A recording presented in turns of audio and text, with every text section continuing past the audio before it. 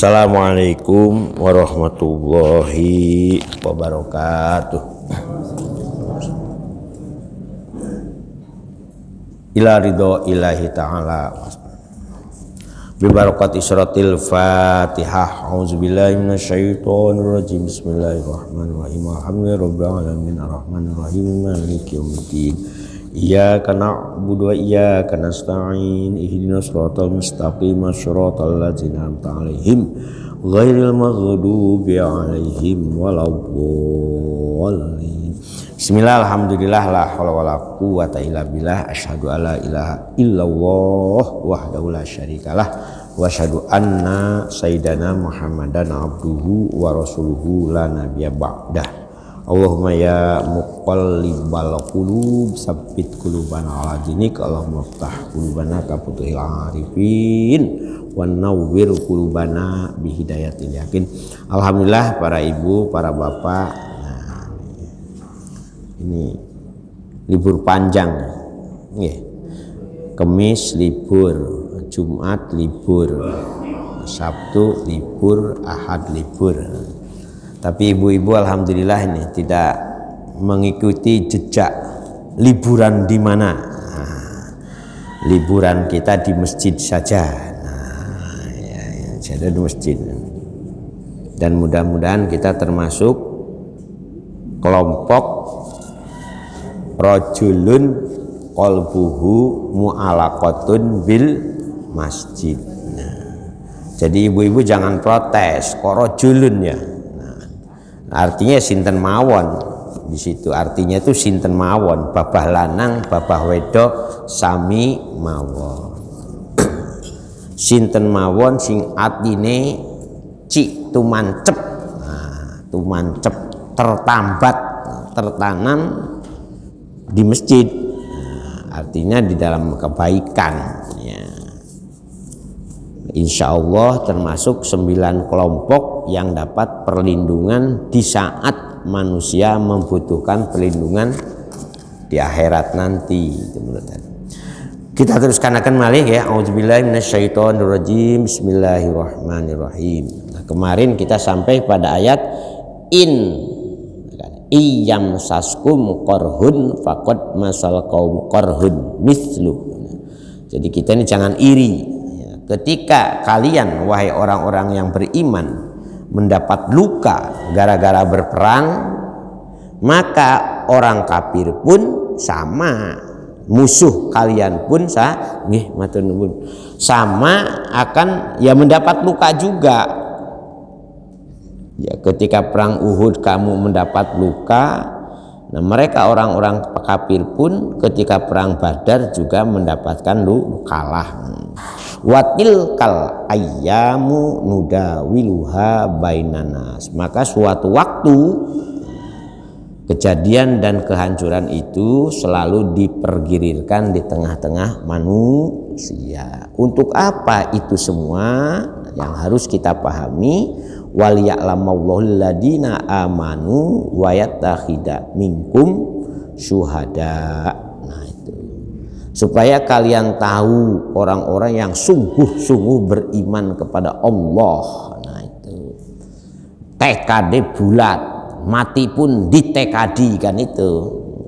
Toh mereka kalau terjadi kematian ketika berjuang, berjuangnya berjuang temenan bu, bukan beras, baju dan uang. Berjuang sekarang kan harus ada berasnya, ada bajunya dan ada uangnya. Nah, makanya kan berjuang, dapat bagian beras, dapat bagian seragam, amplopnya berapa, ya bukan itu. Jadi berjuang itu mengabdi dan berkorban. Kata juang itu mengabdi dan berkorban. Toh kalau mereka ketika berjuang punya harapan juga, punya keinginan juga kan, wayatakhida kan di sini kan annya kepada iyam li kepada liya lama dan wali yattakhida. Nah itu. Jadi kenapa dibata yattakhida? Karena maktub alaihnya kepada liya lama agar drapon. Nah, sekali di antara kalian juga berharap ada yang mati syahid. Karena mati syahid itu adalah mati yang paling mulia, bukan mati sangit, mati syahid. Ish kariman kan, mut syahidan. Berjuang itu kalau hidup ya mulia, kalau mati syahid.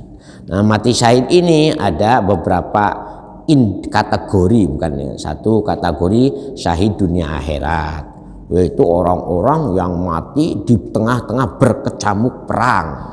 Tapi perangnya perang jihad beneran, fisabilillah, bukan fisabilil mar'ah, fisabilillah. Kan ada hadisnya toh. Nah, ya kan berjuang demi. Ya contohnya seperti Ibnu Muljam itu terprovokasi untuk membunuh Sayyidina Ali gara-gara sayembara seorang perempuan. Nah itu dibacaan, ada novelnya itu, novel sejarahnya itu, tragedi 17 Ramadan. Coba jangan cari dan jangan waos. Jadi si namanya Abdurrahman bin Muljam itu Joko Tuwo. Joko tu bukan Dudo Pak Yahya, Joko Tuwo. Mana Pak Yahya? Joko kondo-kondo. Joko Tuwo enggak rabi-rabi, pancen enggak pate ganteng. Nah, gak ono sing diminat, gak ono sing kemudian ada sayembara gara-gara dipicu, mohon maaf, seorang wanita tua ya kemudian memicu kepada seorang gadis yang kebetulan, nah itu bapaknya itu kan meninggal dunia di perang zaman. Kemudian dihasut, oh, awakmu meninggal dunia itu, ayahmu meninggal dunia gara-gara diperang dan dibunuh oleh Sayyidina Ali. Ketika peristiwa Tahki ini, peristiwa perang dua kan, perang besar zaman Sayyidina Ali itu, satu perang Jamal, perang yang diprovokasi Nun Sewu, ini mohon maaf, ini menurut sejarah, oleh salah seorang garwa Rasulullah. Yang kedua perang Siffin, nah itu yang diprovokasi oleh Amr bin As dan Muawiyah bin Abi Sofyan gara-gara kewafatan Sayyidina Utsman yang tidak segera diadili. Karena yang membunuh Sayyidina Utsman tuh demonstran, rame-rame gitu, bukan hanya satu orang. Kalau satu orang jelas bisa dikisos. Nah, kalau pembunuhannya rame-rame bagaimana? Nah itu. Ya, oleh karena Sayyidina Ali sambil memutuskan bagaimana yang merasa keluarganya Sayyidina Utsman gak terima, kok gak diputus-putus, akhirnya sampai perang Siffin. Dari perang Siffin itulah peristiwa demi peristiwa menimpa konflik di tengah-tengah umat Islam, di tengah-tengah.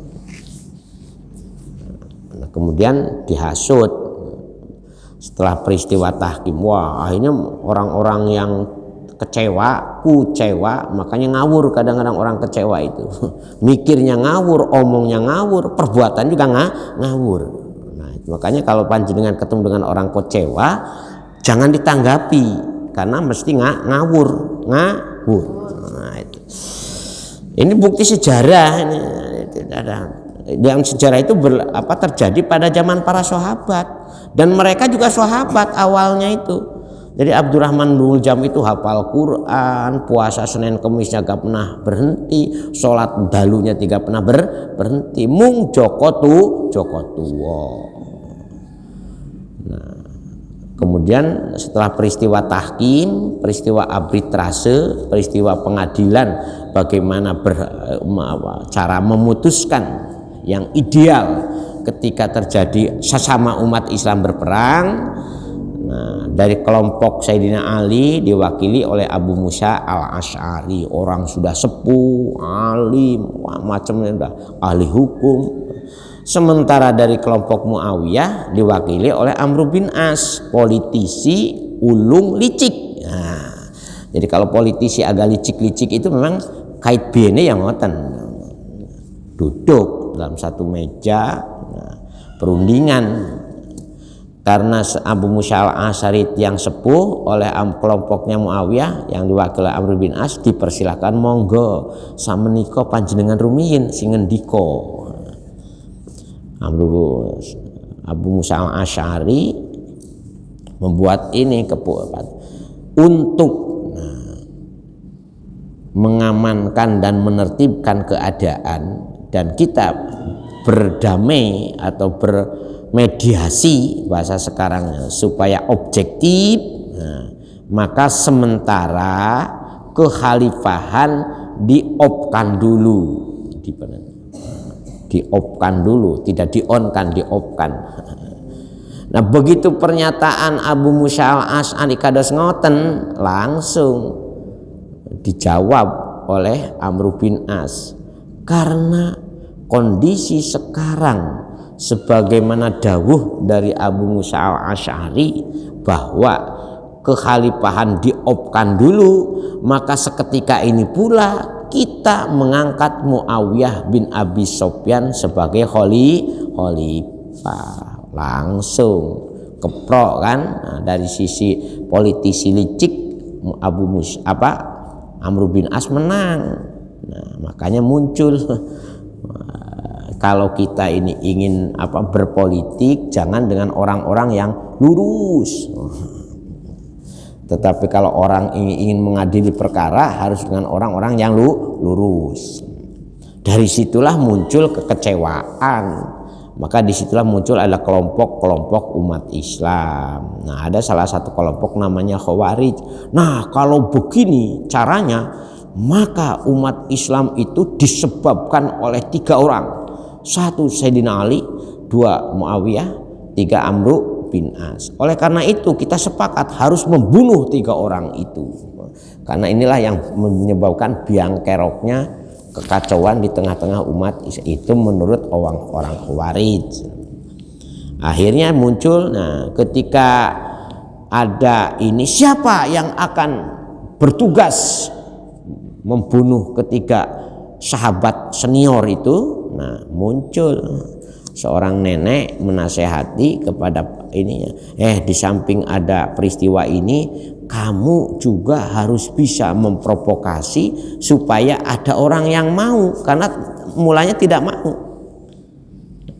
Nanti kalau berhasil membunuh Sayyidina Ali, maka saya siap menjadi pramesurinya. Waduh, cerita kan ngoten. Akhirnya berlomba, dilalah kersani Gusti Allah, yang berhasil dibunuh itu Sayyidina Ali. Dan berhasilnya itu ketika sholat, hati-hati loh. Jadi sholat ini bukan sedang dalam sedang sholat, kan ya, ini terjadi sama-sama. Jadi kalau sudah namanya kecewa, yang namanya sehingga perbuatan juga ngawur. Di samping omongnya ngawur, juga perbuatannya ngawur. Bersabarlah. Nah, makanya ayat selanjutnya kita untuk menunjukkan bagaimana menguji kesabaran dan menguji perjuangan. Nah, itu. Peristiwa itu betul-betul merupakan peristiwa kedua yang menjadi penyebab tragedi perpecahan umat Islam. Jadi peristiwa pertama ketika Sakifah Bani Sa'idah, pergantian dari Rasulullah kepada Abu Bakar. Peristiwa yang kedua yang betul-betul menjadi katakanlah pemicu munculnya kelompok-kelompok dan golongan di tengah-tengah umat Islam, yaitu tahkim, peristiwa perdamaian akibat bagaimana mendamaikan 2 kelompok dari pemberontak yang sampai perang Siffin, berhenti perang Siffin akhirnya ngoten. Jadi kita ini mohon maaf, sekalipun Gusti Allah memberi jaminan wala tahinu wala tahzanu wa antum a'launa in kuntum mu'minin, tetapi kenyataannya juga banyak juga umat Islam yang tidak sabar. Al-Islamu ya'lu wala yu'la alaih.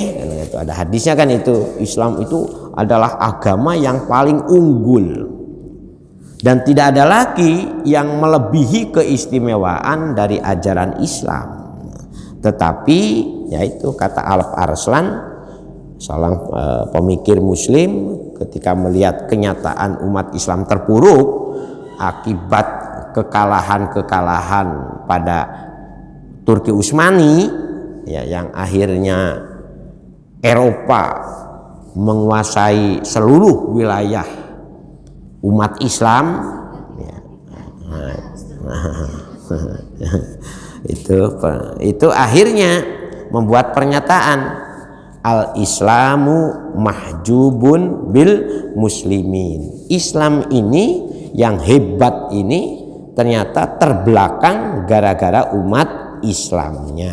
Nah, disinilah kita pentingnya ngaji, disinilah kita pentingnya selalu memperbaharui ini cara beragama kita, nah, untuk mengevaluasi bagaimana apa yang kita lakukan itu supaya jihad kita benar-benar sesuai dengan kehendak Allah. Sungguh-sungguh jihad itu bukan perang. Ya, itu bapak-bapak, jadi tegak ini, jadi peristiwa-peristiwa berkelanjutan ini sampai sekarang.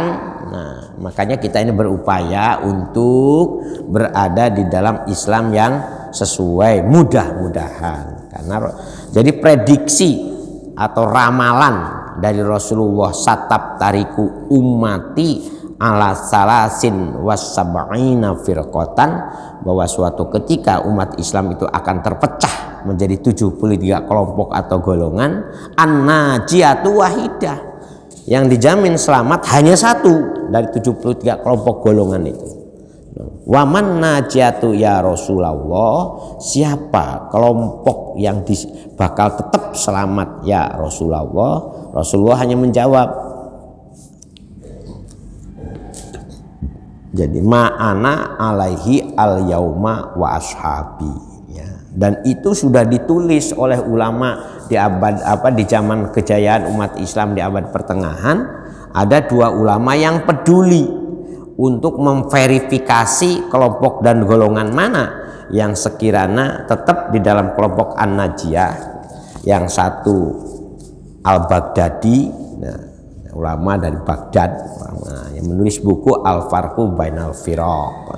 Yang kedua Asy-Syahrastani, menulis kitab Al-Milal wan Nihal. Nah, sekarang banyak Tarihu Madahibil Islamiyah oleh kawan. Jadi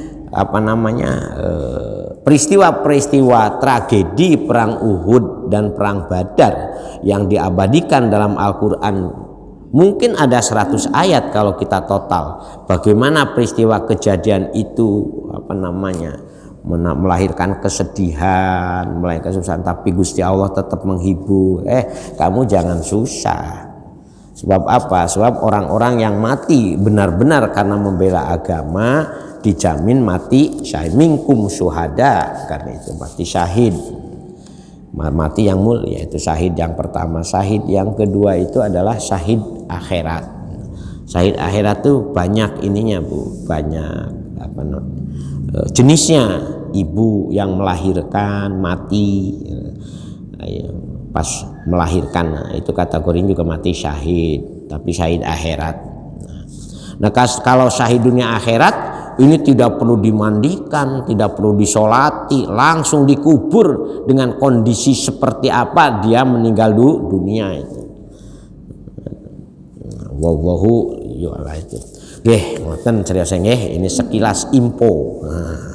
Info sejarah supaya kita juga tidak kaget lah kenapa terjadi begini sekarang. Ini memang merupakan rangkaian dari berbagai peristiwa yang pernah menimpa di tengah-tengah umat, dan itu semua kehendak Allah Subhanahu wa taala.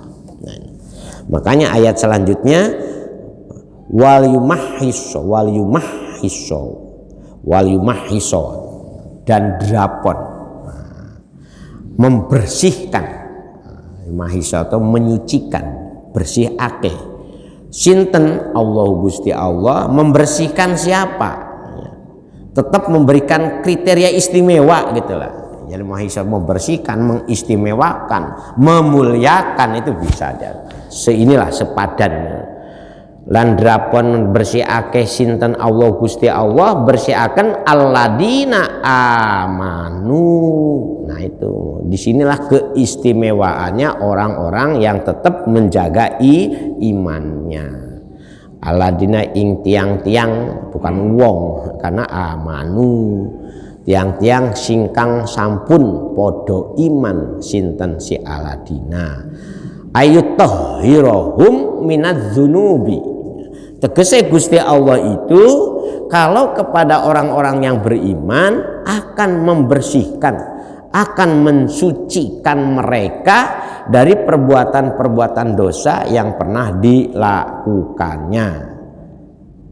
Bima yusibuhum dengan karena dosa-dosa yang pernah dia lakukan. Jadi insya Allah bahkan ada ayat kan wa yutahhirukum tathiro dan menyucikan sesuci-sucinya. Biasanya ayat itu dibaca ketika apa Pak? Wa yutahhirukum tathiro innahu malaikatu yusholluna dibaca ketika tahlilan. Jadi ingat-ingat kan. Jadi pentingnya menguji sampai terjadi perang itu sebetulnya hanya untuk mengetahui siapa yang sungguh-sungguh mempertahankan imannya dan berjuang untuk merawat iman. Nah, ya alhamdulillah lah Masjid Kebonsari ini ya ada pengajian, ada jamaahnya tetap. Itu kan bagian dari upaya untuk merawat iman. Nah, ya mudah-mudahan apa yang kita lakukan ini juga sebagai uswah dan syiar kan itu minimal kepada anak cucu kita. Makanya bapak-bapak jangan sungkan-sungkan gowo anake, babah di sini pelayonan, babah di sini nuyuh umpamanya, jangan diseneni. Wong sing nguyuh arek cilik pantes. Kalau sing nuyuh ibu-ibu wah bahaya, apalah atau bapak-bapak. Ya kalau nuyuh arek cilik nggak apa-apa, pelayonan umpamanya. Ketika sholat kita ditumpai, wong Rasulullah mawon ketika sholat di pundaknya itu ditumpai putunya. Mosok kita yang bukan Rasulullah gara-gara ada arek-arek nguyuh, kau nak sholat nang kini arek-arek cilik, nggak boleh. Makanya kita ini ngaji dikembalikan ke masjid supaya anak-anak kita, cucu kita akrab kembali. Sinten sing ngerawat masjid ini kalau bukan anak cucu kita nanti. Kita ini, saya sudah 59 Bu ini, usia saya sudah tua juga ini. Tapi yang penting jangan tua-tua keladi ya. Mungkin ada yang sudah 60 lebih, ada yang sudah 70 melampaui usia Rasulullah. Ya mudah-mudahan mawon diparingi sehat, mantola umruhu wahasuna a'malu. Jangan lupa umur panjang tetapi dibarengi dengan amal kita ingkang sae. Insya Allah kalau tiang kados ngoten niku termasuk tiang yang istimewa kata Rasulullah. Siapa orang yang istimewa itu? Mantola umruhu wahasuna a'maluhu. Usiane dawa amaliyae sae. Sing tiang Allah mantola umruhu, nah tetapi wasai'a amaluhu. Umure dawa kelakuannya blakraan terus, ya itu yang repot ya. Kalau di atas usia 50 mulai kita evaluasi akeh blakraane atau ape kata saene. Kata tasi blaraan angel tombone, angel tuturane. Kalau masih belaraan di atas usia 50. Usia masuk kubur kok ciblaraan gimana kan? Waliyumahhiso, Gusti Allah akan membersihkan dari segala dosa, atau perbuatan-perbuatan yang tidak baik yang pernah kita lakukan. Makanya mufasir ini pinter memilih katanya itu, bima yusibuhum. Karena apa? Karena kadang-kadang orang yang beriman itu berbuat salahnya itu memang tidak sengaja. Ya. Omongannya keperucut, itu perbuatannya lali. Sehingga proses penetralisirnya ini oleh Gusti Allah nggak seabot kalau dia memang dengan sengaja dia melakukan kejahatan dengan sengaja. Ya contohnya seperti di ayat sebelumnya itu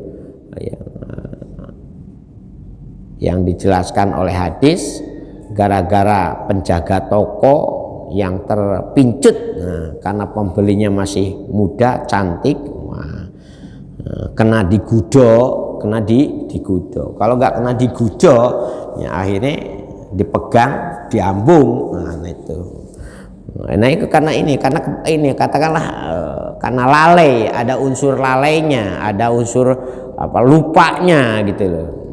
Tidak dengan aku sengaja tak pateni, aku sengaja. Nah kalau sengaja lain lagi. Makanya Gusti Allah mensucikan kepada, makanya kan ada hadis la yadizani hina yazni wa mu'min wa la yashruku syariku hina yashruk wa mu'min. Tidak mungkin orang yang beriman, artinya orang itu imannya masih ada, ketika dia diajak berzina pun dia akan mengatakan ini akhafullah. Nah kalau sudah seperti itu Bapak, wah hebat jenengan. Nah, ketika ada wanita cantik langsung dia memasukkan jenengan ke kamar, kuncinya pintunya dikunci, kuncinya dilempar, langsung kan banyak toh bapak-bapak masih mengatakan ini akhafullah, ngapunten Nduk, iki aku iki jiduwe iman. Nah itu seperti Nabi Yusuf lah ketika dikejar-kejar oleh Julaiho. Tapi masihkah ada orang seperti itu di dunia sekarang? Mudah-mudahan jamaah masjid Al-Hikmah da'at sumro'atin du jamalin wa malin. Ketika ada seorang perempuan ngejar-ngejar, di mana perempuan itu cantik dan kaya lagi, kemudian si laki-laki itu mengatakan ini akhafullah, kan hadisnya. Makanya bima yusibuhum. Jadi Pak Mufasir pinten memilih kata. Ini bukan karena sengaja, karena hanya menimpa gara-gara lalai, tidak gelap mata, dia tadi masih ada astagfirullahaladzim, kok aku dosa.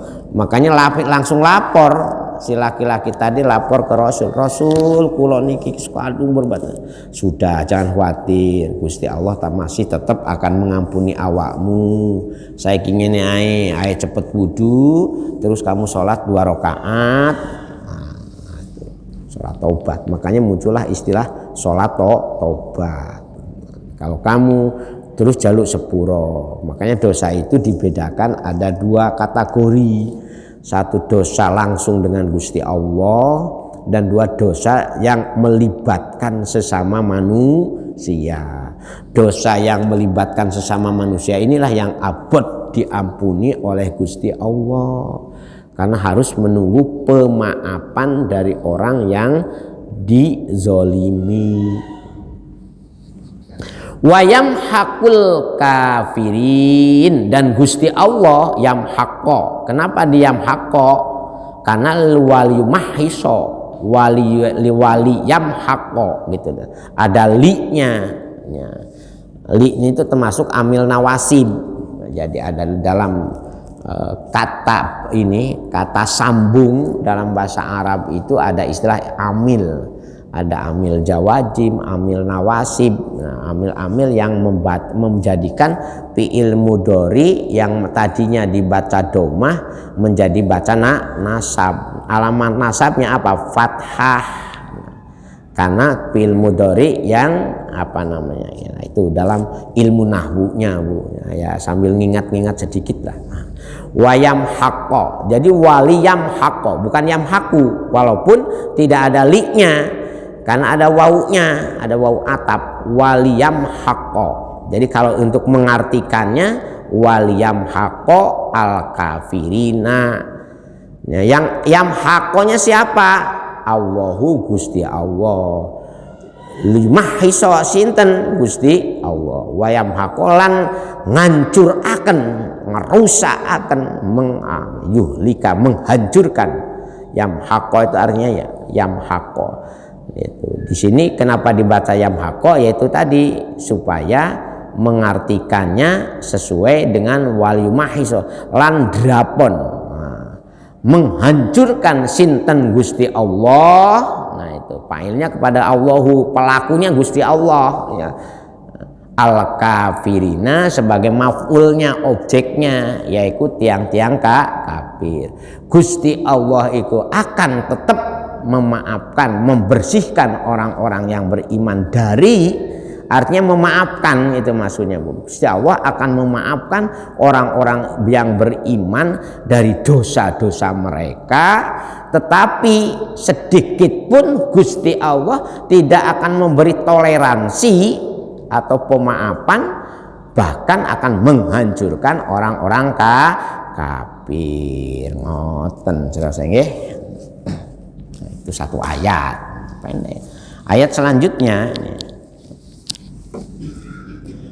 Am hasibtum an tadkhulul jannata walamma ya'lamillahu alladhina jahadu minkum wa ya'lamas sabirin. Ingat ini ayat yang memberikan ini ingat-ingat. Jadi apa namanya, kesimpulan sederhananya, apakah Gusti Allah itu akan semudah itu untuk memberikan pahala, untuk memberikan reward itu, padahal kamu belum menunjukkan kesungguhan di dalam berjuang demi Allahnya itu. Makanya di sini am bimana bal, pertanyaan, am hasibtum onotoh kamu kalian semua mengira, menduga ya, ang tadhulul jannata ing yen to podo melebuh. Tadhulu tu manjing, melebuh, masuk, dakhola, masuk teng pundi, al jannata ing surga. Apakah kamu kalian semua menduga masuk surga itu dengan enak-enakan, dengan gak usah kerja dulu, gak usah kerja dulu, gak usah berjuang dulu, gak usah beramal, gak tahu sodako, gak tahu sholat, gak tahu berakhlakul karimah, gak tahu peduli dengan orang, gak tahu peduli dengan kebaikan, kok pingin masuk surga, cienae. Nah, kan jenengan juga kan akan mengatakan begitu, cienae awakmu, aku sing soro jam 3 wis tangi langsung melaku nang masjid, itu pun belum tentu. Nah, sholat sudah rajin, puasa rajin, ngisi umplung rajin, nah itu. Bahkan wah itu kalau diajak apa ngurusi Idul Fitri yo rajin, ngurusi Idul Adha yo rajin, ya, itu resi-resi seloan ya rajin, nyapu jalan yo rajin. Kok kok awakmu sing gak tahu apa-apa kok pengin masuk surga, kan itu gampangannya. Jadi Gusti Allah juga apa katalah nyindir, bahasanya itu nyindir juga. Nyemoni bahasa Jawanya, nyemoni. Ini bahasa persemon ini. Am hasibtum an tadkhulul jannata walama. Lama itu berarti lam. Walama lam ya'lamillahul ladina jahadu. Sementara Gusti Allah belum menakar, belum mengukur, belum mengetahui kalau awakmu itu termasuk alladina jahadu. Orang-orang yang berusaha keras, yang bersungguh-sungguh, yang berjuang mati-matian. Cienae, kan kapan jenengan paling ngomong, cienae awakmu gak tahu berkeringat kok Jadi berkeringat itu penting. Baru aja sedino rong dino wis maido. Kok gak enak, kok enak, padahal ini sudah bertahun-tahun berjuang ya itu. Nah, itu. Jadi ayat ini ayat nyemoni kita, kita. Apakah kalian, hei orang-orang yang beriman, nah, apa kalian mau masuk surga dengan tidak melakukan langkah-langkah perjuangan dulu,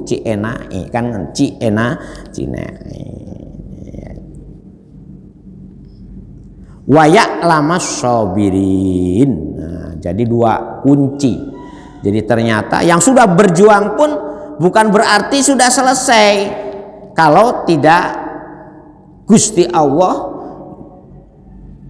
menakar, mengukur kesabaran kita. Nah, jadi kalau di bahasa sederhanakannya, Gusti Allah itu akan memberikan penghargaan yang luar biasa kepada orang-orang yang berjuang sungguh-sungguh dengan kesabaran. Nah, itu pasti, itu jangan pun ragu, pasti Gusti Allah akan memberikan imbalan. Tapi gak tahu berjuang, apalagi sabar, mutungan. Berjuang tapi mutungan, namanya gak sabar. Karena ada istilah kata mutung, ceklek. Nah, baru kena omongan sedikit terus ceklek. Nah, itu namanya gak nama. Ayat ini yang ngoten bungapunten ini memang Gusti Allah memberi pelajaran kepada kita, ojo ceklean, purian. Apa mana ceklek, puri nggih. Nah, gondok ya. Bismillah nusewu nggih. Bismillah ini pergondokan. Alhamdulillah. Karena hidup itu memang oleh Gusti Allah itu sengaja liyab luwakum ayyukum ahsanu amala. Jadi, bagaimana kita diuji supaya kita itu menjadi orang yang betul-betul terbaik, pemenang, the winner, bukan the loser. Kita ini kan senang the loser, the winner dan the loser. The loser itu menurut orang Madura. Orang Kebon Sarinya delosor.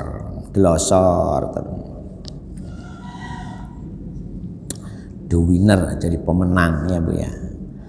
Gimana kamu bisa jadi pemenang sementara kerja keringatmu belum, baru aja ceklek ya ta, purian puri gondok ngersulo lagi ya repot, apalagi membuli.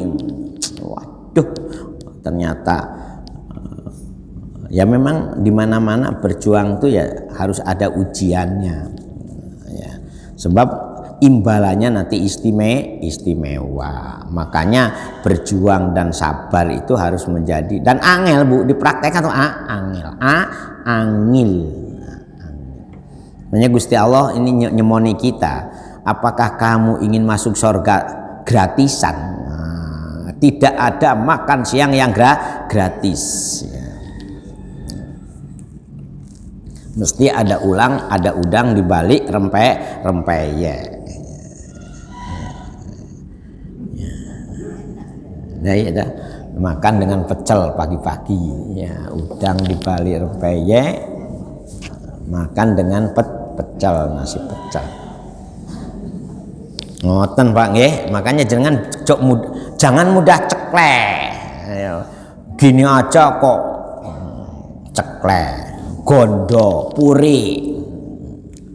Memang watek akhlakus sayyi'ah, akhlak yang jelek itu kalau tidak ngaji, tidak, katakanlah baju kotor, kalau cucinya macam-macam kan Bu ya, kalau kotornya tidak terlalu ya rinsonya sedikit nggih. Kalau kotornya banyak bahkan dikem sama rinso aja, rinso pun macam-macam, rinso yang anti noda nggih. ada yang panas. Jadi kalau jenengan nyuci pakaiannya nggak pakai kotor enak, tapi kalau yang kotor dekil, nah, makanya ya panas, dikumnya juga lama, di sitrun barang nih, backlin ya supaya pun nanti di sitrun di backlin, cipancet nodane. Makanya kalau sudah bernoda, ada seorang ayah dalam cerita itu mendidik anaknya supaya tahu bagaimana memang abot, dipraktekkan abot. Anaknya itu dicoba suruh memberi memberi papan. Ayo coba kamu paku itu papan itu. Paku. Setelah roto dipaku, kamu cabuti satu persatu. Nah, ketika papan yang masih utuh, belum ada pakunya, kan kelihatan rata, nggih. Baik. Tapi setelah dipakoni, ono bolongane. Akhirnya seorang ayah itu, apa makna dibalik ayah nyuruh kamu makui papan tadi? Ingatlah kalau sudah ada luka, sekalipun penyebab lukanya sudah kamu ambil, tetap masih ada bekas-bekasnya, ada asarnya ini. Makanya disinilah Gusti Allah kalau kita hitung ayat yang mengajarkan kita taubat itu lebih dari 500 ayat. Jadi dari 6.000 sekian, 6.200 berapa Bu? Sudah ada yang menghitung? Dulu kan saya suruh nyuruh ngitung ibu-ibu. Sehingga yang rajin pengajian di masjid ini jangan sampai mengatakan lagi berapa ayat Al-Quran? 6.666. Ojo sampai keluar lagi jawaban 6.666. Itu adalah jawaban yang salah. Wong bisa dihitung kok iso dikarang-karang itu gimana? Jadi lebih 500 ayat Bu, yang menyuruh kita taubat. Bayangkan ayat ini itu kemudian dipertegas lagi dengan idza jaa nasrullahi wal fath. Kamu sekian tahun Rasul berjuang itu Fathul Mekah itu tahun ke-20 ya perjuang kalau tidak salah itu perjuangan Rasul itu. 20 tahun berjuang mati-matian, begitu penduduk Mekah banyak yang sadar gara-gara perjuangan Rasulullah yang gigih itu. Kenapa oleh Gusti Allah keliru?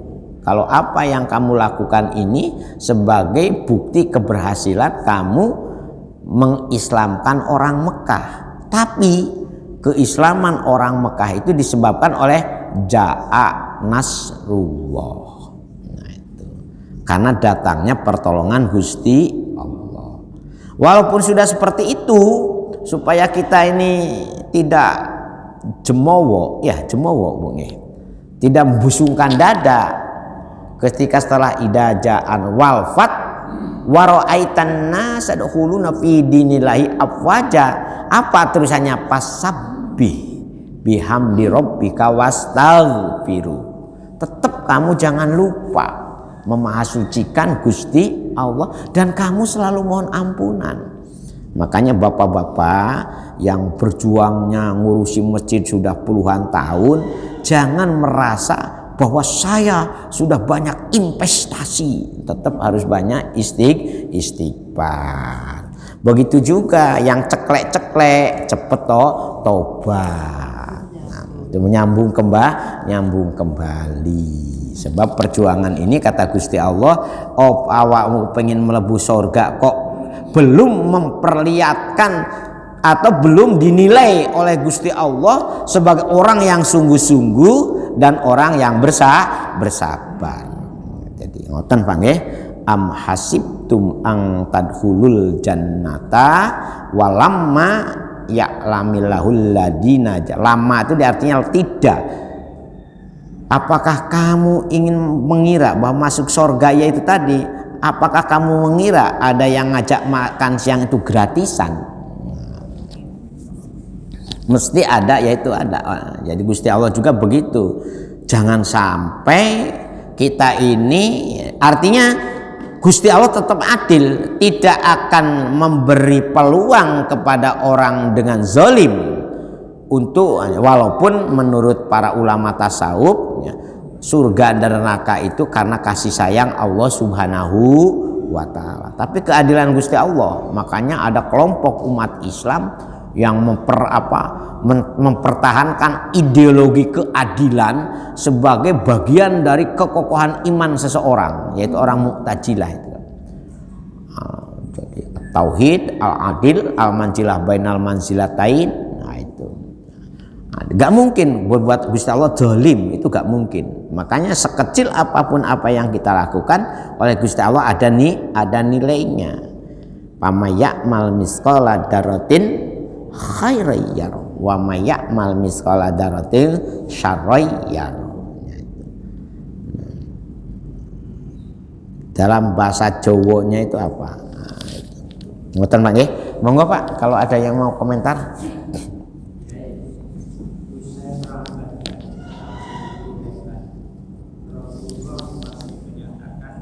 Ya, kecil.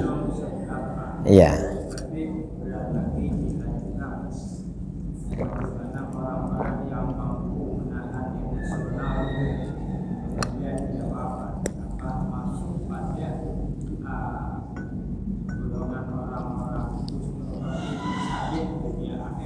Yeah.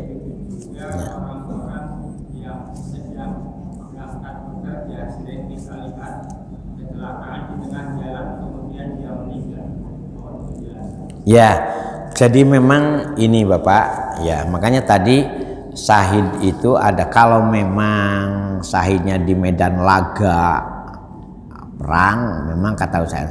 Tetapi untuk syahid-syahid yang lain bukan berarti tidak ada jaminan lagi orang yang mati langsung selamat oleh Gusti Allah selain gitu loh, selain orang yang mati di medan perang, termasuk orang yang berjuang seperti para ulama itu makanya untuk syahid akhirat tuh ininya banyak. Orang yang berangkat bekerja kecelakaan di jalan, makanya berangkat kerja itu diniati dengan tolabul rizkil halali wa wajibun. Orang bekerja itu perintah Bu. Jadi kalau apalagi kalau panjenengan yang laki-laki sudah punya istri, punya anak, punya ingon-ingon barang. Ya, jadi ingon-ingon kaya wedhus, pitik, kucing, nah itu jangan dibiarkan kucing keleleran akhirnya kelaparan golek tonggo. Jadi kalau kan berani ingon-ingon, jerane wajib memberi nafkah. Nah, berangkat kerja itu ya juga jihad, Pak. Jadi yang namanya jihad itu dalam konsep yang lebih luas. Saya kebetulan ada buku yang membahas khusus masalah al-jihad fil Quran. Bagaimana ragam kategorisasi perjihadan. Nah, itu. Dalam Islam ini tidak hanya itu ngaji, kata bismillahirrahmanirrahim, plek mati umpama. Nah, yes, ya. Oh itu istimewa. Bahkan sedang menjalankan ibadah haji.